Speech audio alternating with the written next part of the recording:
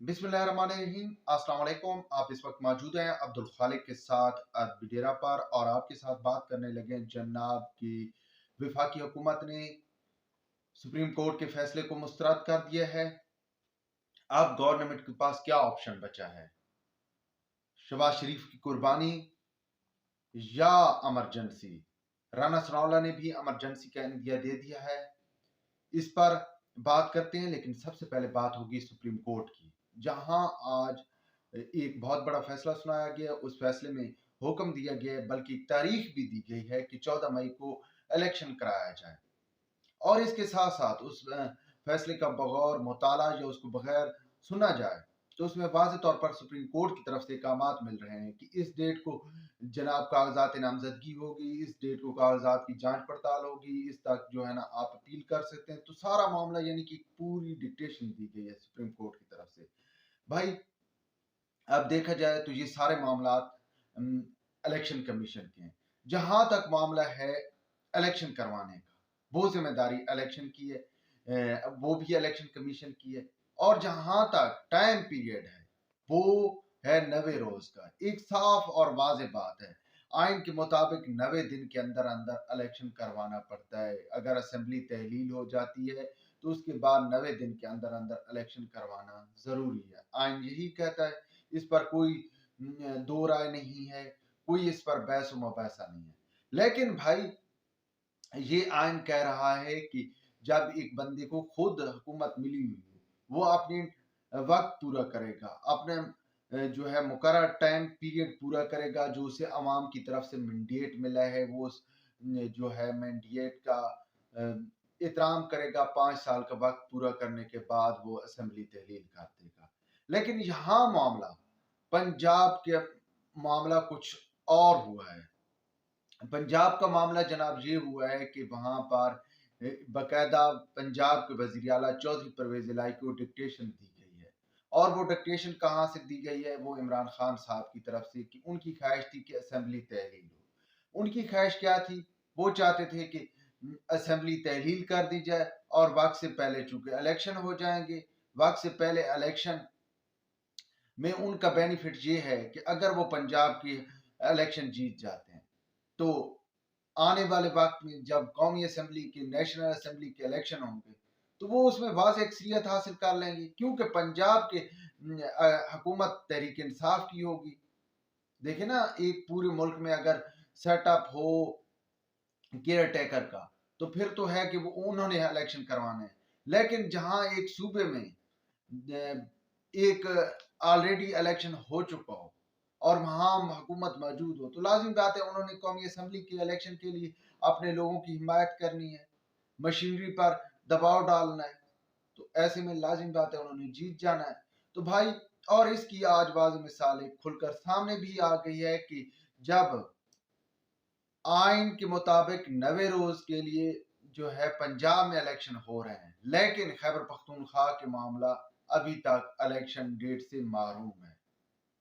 ये क्या, क्यों किया गया? इसके जवाब तो अब कानूनी माहिरीन ही दे सकते हैं या मुअज़्ज़िज़ अदलिया ही के पास होगा।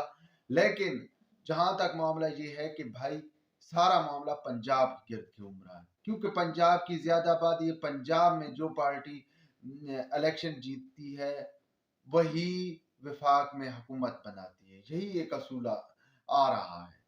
तो भाई अब हुकूमत की तरफ से जो बार बार कहा जा रहा था, वो ये कहा जा रहा था कि ये इस तरह इलेक्शन मुतनाज़ा हो जाएगा। दूसरा जो कि इस वक्त हालात नहीं है इलेक्शन के लिए, साजगार हालात नहीं है, पैसे नहीं है, हम कशकोल लेकर IMF के दरवाजे पे खड़े हैं, वो हमें लिफ्ट ही नहीं करवा रहा, तो भाई इलेक्शन अभी पोस्टपोन किए जाए। लेकिन अब अदालत का हुक्म आ गया।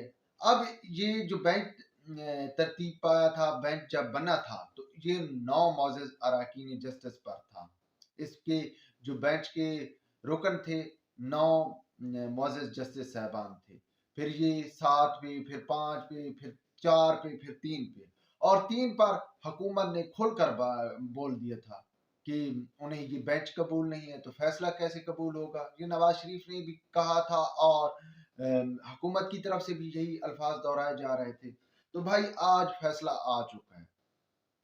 اب فیصلے کے بعد یہی نظر آ رہا تھا کہ شاید حکومت ریویو کی طرف جائے گی، نظر ثانی کی طرف جائے گی، لیکن حکومت نے یہ فیصلہ مسترد کر دیا. اور بلکہ یہ معاملہ یہاں تک نہیں ہے، جو اس وقت نون لیگ حکومت میں اس کی چیئرمین جو ہیں مریم نواز صاحبہ، انہوں نے ایک ٹویٹ کیا ہے جس میں وہ واضح طور پر کہتی ہیں کہ اگر تو ہو جائے، مطلب یہ ہے کہ حکومت اگر الیکشن مسترد کر دیا ہے، حکومت نے فیصلہ مسترد کر دیا ہے، تو اس کے بعد یہی ہوگا کہ شہباز شریف کی قربانی دینے پڑے گی، ان پہ توہین عدالت لگے گی، اور توہین عدالت کے ساتھ ہی وہ چلے جائیں گے، وہ حکومت سے چلے جائیں گے.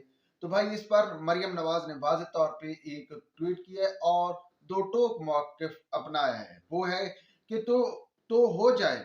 پہلے بھی حق بات کہنے کی پاداش میں ڈسکوالیفیکیشن بھگتی ہیں، اب بھی بھگت لیں گے. یاد رہے کہ اقامہ جیسے مذاق پر نواز شریف کی ڈسکوالیفیکیشن آج بھی برقرار ہے. آپ کو شاید کالے ڈبوں میں منہ چھپا کر گھومنے والے بزدلوں کو دیکھنے کی عادت ہو گئی ہے. یہ چونکہ مریم نواز کا ایک انداز سیاست ہے، بلکہ جو اس وقت پورے ملک کا انداز سیاست ہے وہ یہی ہے کہ تنزیہ سیاست کی جا رہی ہے. تو بہرحال انہوں نے کہا یہ ہے کہ انہوں نے واضح طور پر کہہ دیا ہے کہ شہباز شریف نائل ہوتا ہے تو ہو جائے. حکومت یہ فیصلہ قبول کرنے کے لیے تیار نہیں بیٹھی. دوسری جانب لندن سے نواز شریف کی بھی پریس کانفرنس سامنے آ چکی ہے. اس میں بھی انہوں نے واضح طور پر جو کہا ہے، ایک تو ان کی گلے شکوے تھے کہ یہ ہوا، یہ معاملات ہوئے، کہ ان کے ساتھ کیا ہوا، ان کی جو ساری انہوں نے ایک رام کہانی تھی وہ سنائی ہے جو ان کے ساتھ ہوا ہے. اس کے ساتھ ساتھ جو ان کے الفاظ سے یا باتوں سے تاثر مل رہا تھا کہ وہ اب نون لیگ کے لیے شہباز شریف کی قربانی دینے کوئی بڑی بات نہیں ہے، وہ قربانی دینے کے لیے تیار ہیں، صرف اس لیے کہ اب پارلیمان کو اپنی طاقت دکھانی ہے، پارلیمان کو اپنی پاؤں پہ کھڑا ہو کر دکھانا ہے. اور اس حوالے سے آج پارلیمان میں جو ہے بہت بڑا سیشن بھی ہوا، اور وہاں پر جو ہے شہباز شریف صاحب وزیر اعظم پاکستان، ان کو ذوالفقار علی بھٹو کی قربانی بھی یاد آ گئی، ان کو وہ 4 اپریل بھی یاد آ گیا، وہی 4 اپریل جو کہ ایک سیاہ دن کے طور پہ پاکستان میں بلکہ دنیا بھر میں یاد کیا جاتا ہے. اور کون یاد کر رہے ہیں؟ شہباز شریف صاحب. اب آپ خود اندازہ لگائیے کہ بھٹو زندہ ہے یا کیا کہنا ہے. بہرحال ایک حقیقت ہے کہ یہ آج شہباز شریف نے پارلیمان کے فلور پر، اسمبلی کے فلور میں یہ باتیں کی ہیں. تو بھائی بات کر رہے تھے کہ وہاں جو پارلیمانی لیڈر ہیں یا عوام کے جو لیڈر ہیں، جو عوام کے منتخب نمائندگان ہیں، انہوں نے تو واضح طور پہ پیغام دے دیا ہے کہ وہ جو یہ معاملہ قطر وہ منظور نہیں کر رہے. البتہ اب جو ہے ایک تو توہین عدالت ہے کہ قربانی دے دی جائے، دوسری یہ ہے کہ کیا جو معاملہ ہے وہ ایمرجنسی کی طرف جائے گا. تو بھائی یہ جو کیا سیارائیاں کی جا رہی ہیں یہ بھی کسی حد تک درست ہی ہیں.